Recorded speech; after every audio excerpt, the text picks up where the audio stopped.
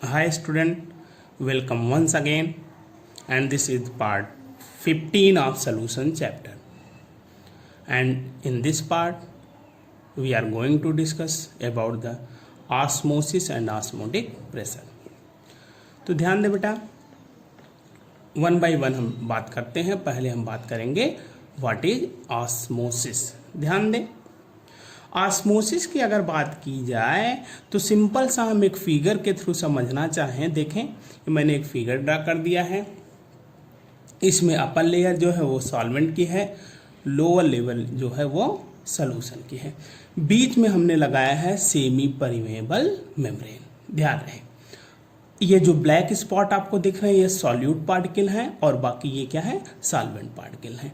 ध्यान दें बेटा, सॉल्वेंट पार्टिकल कहाँ से गुजर रहा है, सेमी परमेबल मेम्ब्रेन। एक मेम्ब्रेन में से सिंपल सी समझ के चलिए आप, झिल्ली है, उससे आपका क्या रहे हैं, ये गुजर रहे हैं सॉल्वेंट के मॉलिक्यूल। सेमी परमेबल मेम्ब्रेन के थ्रू गुजरते हैं तो सॉल्यूट में जैसे मिक्स होते हैं तो सॉल्यूट और सॉल्वेंट मिलकर क्या बना दिए, सॉल्यूशन बना दिए।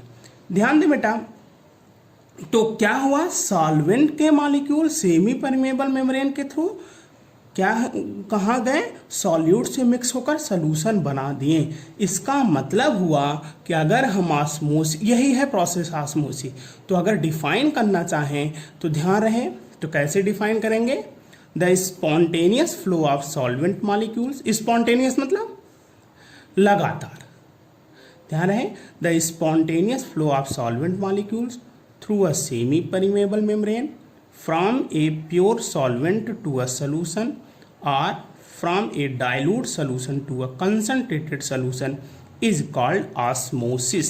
ध्यान दे बेटा, इसमें बताया गया है कि स्पॉन्टेनियस फ्लो हो क्या, सॉल्वेंट मॉलिक्यूल्स का कहाँ पे, through semi permeable membrane. Semi permeable membrane के थ्रू प्योर सॉल्वेंट से सॉल्यूशन की तरफ, तो इस प्रोसेस को हम ऑस्मोसिस कहते हैं। प्योर सॉल्वेंट मतलब जैसे मान लीजिए सॉल्वेंट को हम वाटर मान लें तो वो क्या होगा, डाइल्यूट होगा, और उसमें कोई मान लीजिए शुगर हम ऐड कर देते हैं तो वाटर में शुगर ऐड करेंगे तो वो कंसनट्रेट हो जाएगा।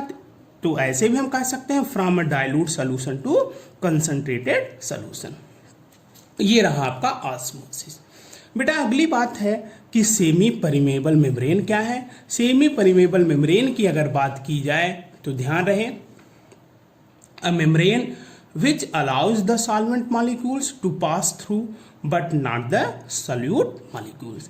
ऐसा मेम्ब्रेन जो किसी भी सॉल्वेंट मॉलिक्यूल्स को केवल अपने से पास आउट होने दे, सॉल्यूट के मॉलिक्यूल्स को नहीं, उसे हम क्या कहते हैं, सेमी परमेबल मेम्ब्रेन। ये ध्यान रहे बेटा, ये ध्यान रहे कि सेमी परमेबल मेम्ब्रेन भी दो तरह के होते हैं। First is the natural membrane and second is the artificial membrane.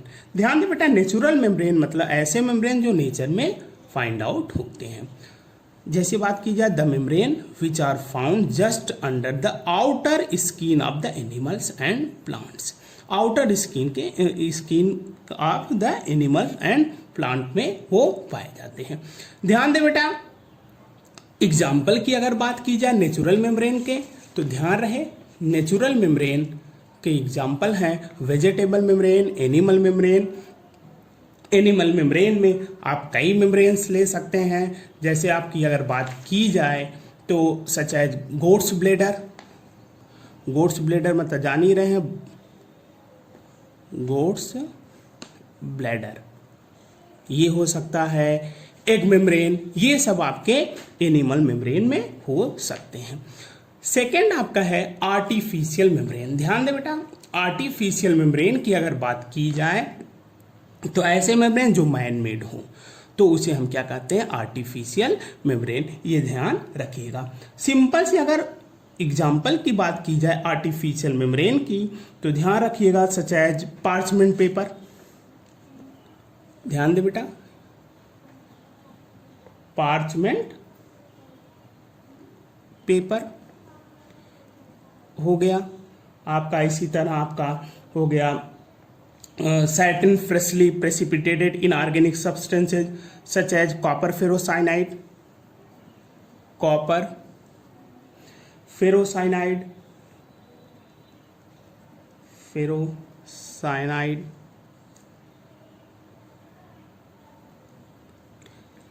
इसी तरह silicates of iron, cobalt, nickel, ये सब आपके आर्टिफिशियल मेम्ब्रेन है। ध्यान दें, आर्टिफिशियल मेम्ब्रेन की अगर बेटा बात की जाए तो आर्टिफिशियल मेम्ब्रेन जो था एमट्रॉप, साइंटिस्ट थे आपके एमट्रॉप, ध्यान रखिएगा, एमट्रॉप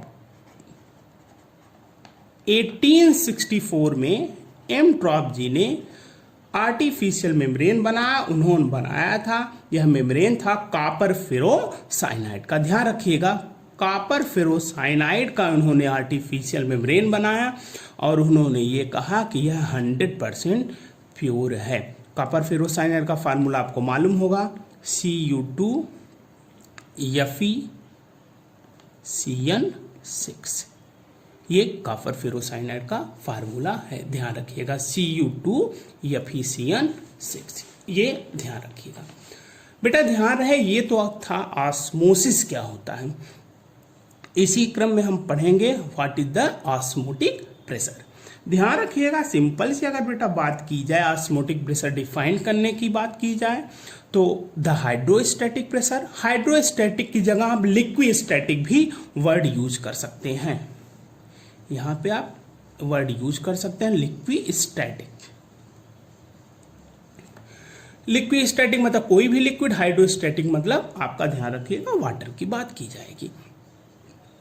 the hydrostatic pressure which prevent the process of osmosis, prevent मतलब बेटा ध्यान रखिएगा रेजिस्ट करता, रोकता है, मतलब वह हाइड्रोस्टैटिक प्रेशर जो ऑस्मोसिस की प्रोसेस को रोक देता है उसे हम क्या कहते हैं, ऑस्मोटिक प्रेशर, सिंपल सी बात है।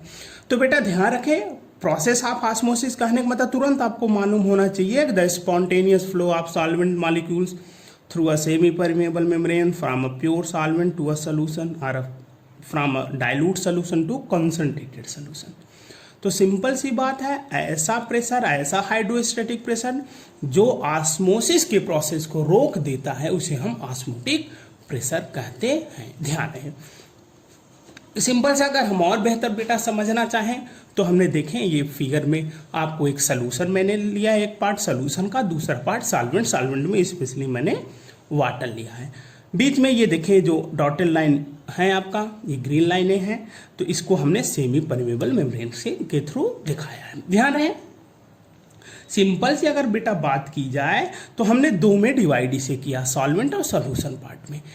एक में देखिए इसे फ्लो इंडिकेटर है, इसे हम नैरो ट्यूब भी कहेंगे, और देखिए दूसरा हमने लगाया है कि एक पिस्टन लगा दिया है, इसका ये नैरो ट्यूब ना हो के वाइड ट्यूब, देखें ये वाइड ट्यूब है, इसमें एक्सटर्नल प्रेशर लगाया जाता है।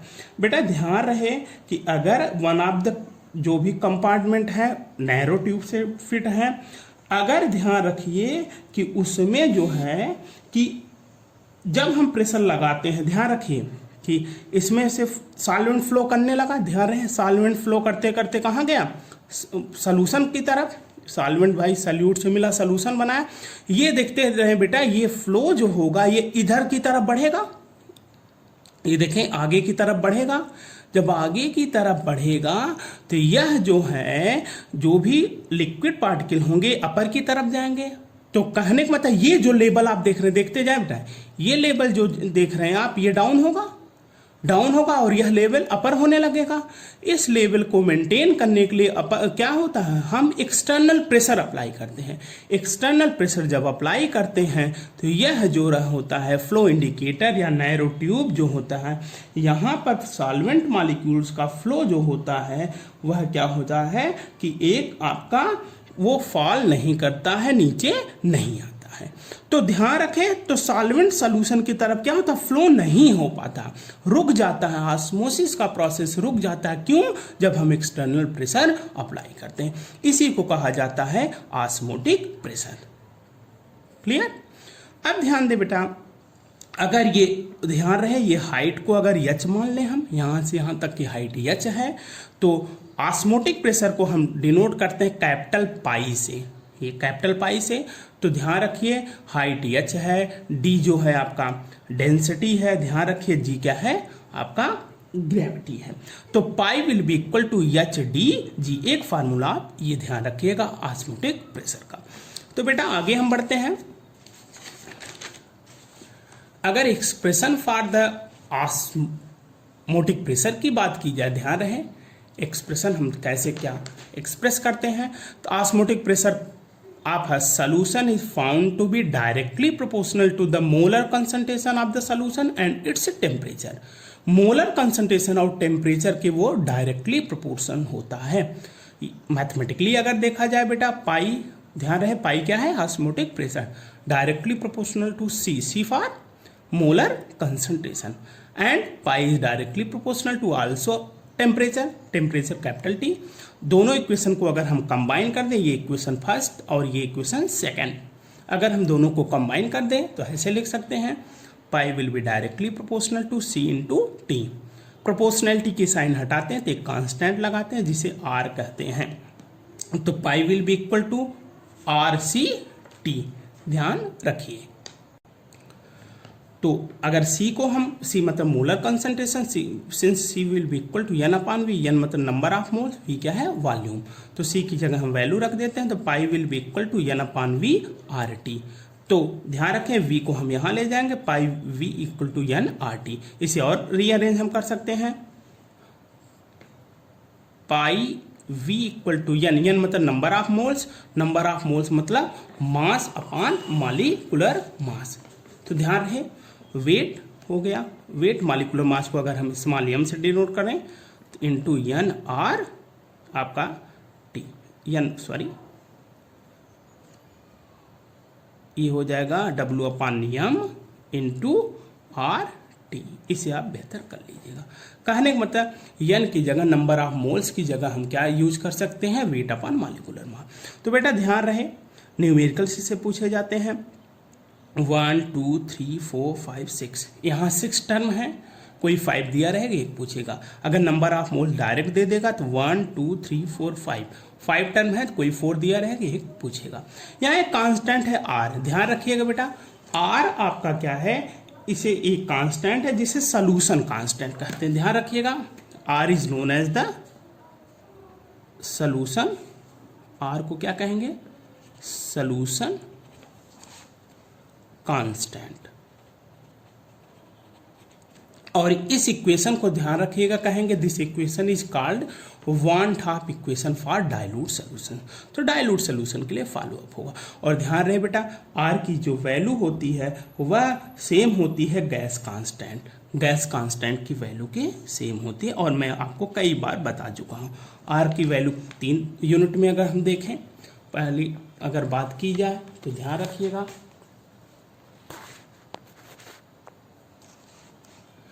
0.082 लीटर एटीएम पर केल्विन पर मोल, ये ध्यान रखिए। अगर जूल में बात किया जाए तो 8.314 जूल पर केल्विन पर मोल। बेटा ये सब मैं बता चुका हूँ ऑलरेडी आपको। और आगे अगर बात किया जाए R will be equal to erg में अगर बात किया जाए मीन सीजीएस सिस्टम में 8.314 अर्ग पर केल्विन पर मोल एक और सिस्टम में होता है।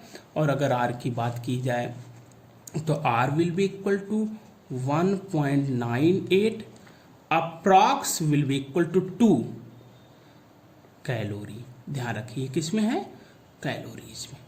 तो 4 तरह के यूनिट में आपको देखिए ध्यान रखना होगा बेटा कि एमकेएस में है, सीजीएस में है, कि एटीएम की बात करता है, लीटर में है, फिर कैलोरी में है, कैसे क्वेश्चंस पूछे जा रहे हैं उस तरह से आर की वैल्यू आपको ध्यान रखनी होगी।